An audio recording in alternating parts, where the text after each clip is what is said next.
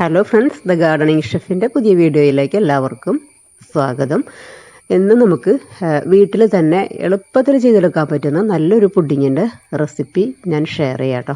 അപ്പോൾ അതിന് വേണ്ടിയിട്ട് ഒരുപാട് ഇൻഗ്രീഡിയൻസ് ഒന്നും നമ്മുടെ കയ്യിൽ ആവശ്യമില്ല. നമുക്ക് ഒരുപാട് ഇൻഗ്രീഡിയൻസ് അതിന് വേണ്ടി റെഡിയാക്കി വെക്കേണ്ട കാര്യമില്ല. എളുപ്പം നമുക്ക് പുഡിങ് കഴിക്കണമെന്ന് തോന്നുമ്പോൾ ഒന്നോ രണ്ടോ ഐറ്റം. മെയിനായിട്ട് നമ്മുടെ കയ്യിൽ വേണ്ടത് പാല് തന്നെയാണ് കേട്ടോ. നല്ല കട്ടിയുള്ള പാല്, അധികം വെള്ളം ചേർക്കാത്ത നല്ല പാല്. അതുപോലെ പിന്നെ മറ്റുള്ള ഇൻഗ്രീഡിയൻസൊക്കെ ഡിപ്പെൻസാണ്, നമ്മുടെ കയ്യിൽ ഉണ്ടെങ്കിൽ ചേർത്ത് കൊടുക്കാം. അപ്പോൾ അത്രയും എളുപ്പമാണ്, വായിലിട്ടാൽ അലിഞ്ഞു പോകുന്ന നല്ല സൂപ്പർ ടേസ്റ്റി പുഡിങ്ങിൻ്റെ റെസിപ്പിയാണ് കേട്ടോ. അപ്പോൾ അതിന് വേണ്ടിയിട്ട് ഞാൻ കുറച്ച് ആപ്പിൾ കട്ട് ചെയ്ത് വെച്ചിട്ടുണ്ട്. അതുപോലെ ചൈന ഗ്രാസ്, ഒരു 5 ഗ്രാം ചൈന ഗ്രാസ്.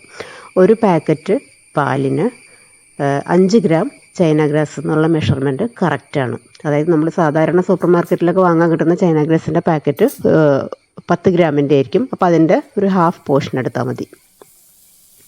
അതുപോലെ പാലെടുക്കുന്ന സമയത്തും നല്ല തിക്കായിട്ടുള്ള പാലെടുക്കാനായിട്ട് ശ്രദ്ധിക്കുക. ഒട്ടും തന്നെ വെള്ളം ചേർക്കരുത് കേട്ടോ.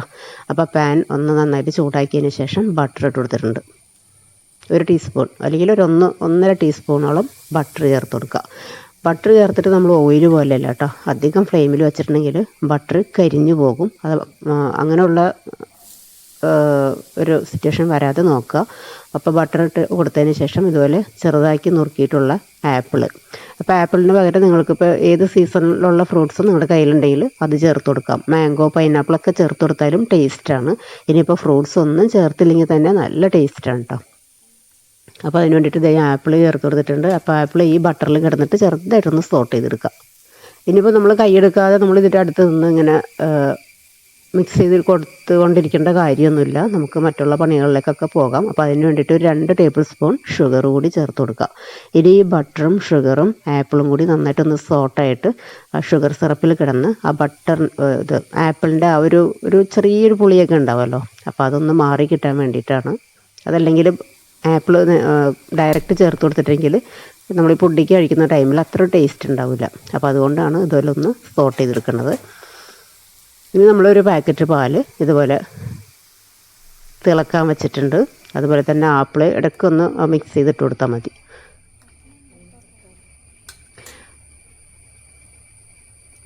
ഇനി പാലിലേക്ക് ഒരു 3 ടേബിൾ സ്പൂൺ മിൽക്ക് പൗഡർ ചേർത്ത് കൊടുക്കുക.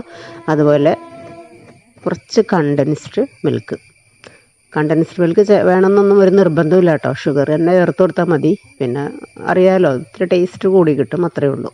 ഒരു ഹാഫ് ടേബിൾ സ്പൂൺ ബട്ടറും കൂടി ചേർത്തിട്ട് മിക്സ് ചെയ്യാം. അതുപോലെ തന്നെ ഇതുപോലെ ഒരു ക്യാപ്പ് വാനില എസൻസ് കൂടി ചേർക്കുന്നുണ്ട് കേട്ടോ. ഇനിയിപ്പോൾ കൈയെടുക്കാതെ തന്നെ മിക്സ് ചെയ്തുകൊണ്ടിരിക്കണം. നമ്മൾ ഈ മിൽക്ക് പൗഡറും കണ്ടൻസ്ഡ് മിൽക്കൊക്കെ ചേർത്ത് കൊടുത്തത് കൊണ്ട് തന്നെ ഇളക്കി കൊടുത്തില്ലെങ്കിൽ അടിപിടിക്കാനുള്ള ചാൻസ് കൂടുതലാണ്. എന്നേരത്തി ഒരുപാട് തിളപ്പിച്ച് കുറുക്കിയെടുക്കേണ്ട ആവശ്യമൊന്നുമില്ല. അപ്പോൾ നേരത്തെ നമ്മൾ സോക്ക് ചെയ്യാൻ വെച്ചിരുന്ന ചൈന ഗ്രാസും ഇതുപോലെ ഒരു പാനിലിട്ട് ഒന്ന് മെൽറ്റ് ചെയ്തെടുക്കാം. ചൈന ഗ്രാസ് സോക്ക് ചെയ്യേണ്ടുന്ന സമയത്ത് പ്രത്യേകം ശ്രദ്ധിക്കുക. ഒരുപാട് വെള്ളത്തിൽ സോക്ക് ചെയ്യരുത്. ഒരു 1/4 ഗ്ലാസ് വെള്ളത്തിൽ മാത്രമേ സോക്ക് ചെയ്തെടുക്കാൻ പാടുള്ളൂ കേട്ടോ. അതിലേക്ക് പാലിലേക്ക് ചേർക്കുമ്പോൾ ഒരുപാട് വെള്ളമായി പോകും. ഇനിയിപ്പോൾ ഈ തിളച്ചുകൊണ്ടിരിക്കുന്ന പാലിലേക്ക് ഈ ചൂടോടുകൂടി തന്നെ ചൈന ഗ്രാസ് ചേർത്ത് കൊടുക്കുക.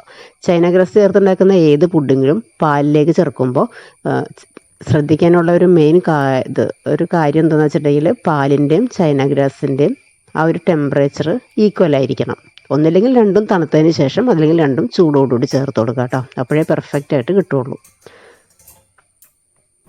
ഇനിയിപ്പോൾ നമുക്ക് ഗ്യാസ് ഓഫാക്കാം. അതങ്ങനെ മിക്സാക്കി വെച്ചിട്ടുണ്ട്.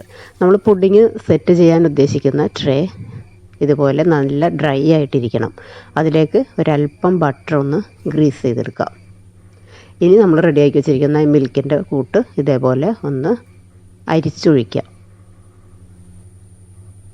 അരിച്ചൊഴിക്കുമ്പോഴായിരിക്കും നമ്മൾ ഈ പുഡിങ് കഴിക്കുന്ന സമയത്ത് നല്ല സ്മൂത്തായിട്ട് കിട്ടുള്ളൂ. അതല്ലെങ്കിൽ ഇപ്പോൾ ചൈന ഗ്രാസിൻ്റെയോ അല്ലെങ്കിൽ എന്തെങ്കിലുമൊക്കെ ഇങ്ങനെ ഒരു പാർട്ടിക്കിൾസൊക്കെ ഇങ്ങനെ ഇടയ്ക്ക് ഇങ്ങനെ ഒരു കടിക്കാനൊക്കെ ചാൻസ് ഉണ്ടല്ലോ. അപ്പോൾ ഇതാകുമ്പോൾ നല്ല പെർഫെക്റ്റ് ആയിട്ട് കിട്ടും. ഇനി ചൂടാറുന്നതിന് മുമ്പ് തന്നെ ട്രേയിലേക്ക് ഒഴിക്കുക.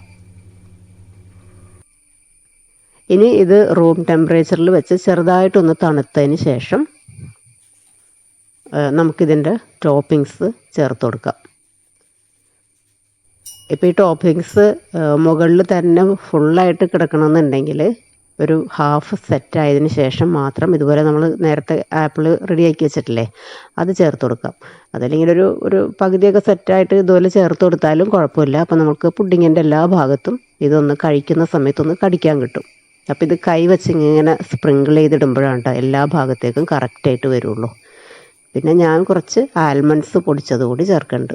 ഇതൊക്കെ ഓരോരുത്തരുടെ ഇഷ്ടത്തിനനുസരിച്ചാണ് കേട്ടോ നമ്മൾ ഈ ടോപ്പിങ്സ് ഒക്കെ ചേർത്ത് കൊടുക്കുന്നത്. അതല്ലാന്നുണ്ടെങ്കിൽ നട്ട്സ് ക്യാരമലൈസ് ചെയ്ത് പൊടിച്ചിട്ട് ചേർത്ത് കൊടുക്കാം. അതൊക്കെ ഇഷ്ടത്തിനനുസരിച്ച് ചേർത്ത് കൊടുക്കാം. ഇത് സിമ്പിളായിട്ട് ചെയ്യുന്ന ഒരു പുഡിങ്ങാണ്, പക്ഷെ നല്ല ടേസ്റ്റുമാണ്. ഇനി ഫ്രിഡ്ജിൽ വെച്ച് ഒരു മിനിമം ഒരു 2 മണിക്കൂറൊക്കെ സെറ്റ് ആക്കിയാലാണ് ഇത് റെഡിയായി കിട്ടുള്ളൂ. അപ്പോൾ അങ്ങനെ റെഡിയാക്കി എടുത്തിട്ടുണ്ട് കേട്ടോ. അതെ, നമുക്ക് ഓരോ പീസാക്കി ഇങ്ങനെ കട്ട് ചെയ്ത് കഴിക്കാൻ പറ്റും. നല്ല അടിപൊളി ടേസ്റ്റാണ് കേട്ടോ. നമ്മൾ ടെൻഡർ കോക്കനട്ടിൻ്റെ പുഡിങ്ങൊക്കെ കഴിക്കും പോലെ വായിലിട്ടാൽ അലിഞ്ഞു പോകുന്ന, ഒരുപാട് ഇൻഗ്രീഡിയൻസ് ഒന്നും വേണ്ടാത്ത, കുറഞ്ഞ സമയം കൊണ്ട് ചെയ്തെടുക്കാൻ പറ്റുന്ന നല്ലൊരു പുഡിങ്ങിൻ്റെ റെസിപ്പിയാണ്. അപ്പോൾ നിങ്ങളിതുപോലെ ട്രൈ ചെയ്ത് നോക്കുക, നിങ്ങൾക്കും ഇഷ്ടപ്പെടും. അപ്പോൾ വീഡിയോ കണ്ടുകൊണ്ടിരിക്കുന്ന സമയത്ത് വീഡിയോ ഇഷ്ടപ്പെടുകയാണെങ്കിൽ മറക്കാതെ തന്നെ ഒന്ന് ലൈക്ക് ചെയ്ത് സപ്പോർട്ട് ചെയ്യാം കേട്ടോ. അതുപോലെ കമൻറ്റ്സ് എന്തെങ്കിലും ഉണ്ടെങ്കിൽ നിങ്ങൾ കമൻറ്റ് ബോക്സിൽ അറിയിക്കാനും മറക്കരുത്. അടുത്ത വീഡിയോയിൽ കാണുന്നത് വരെ താങ്ക് യു.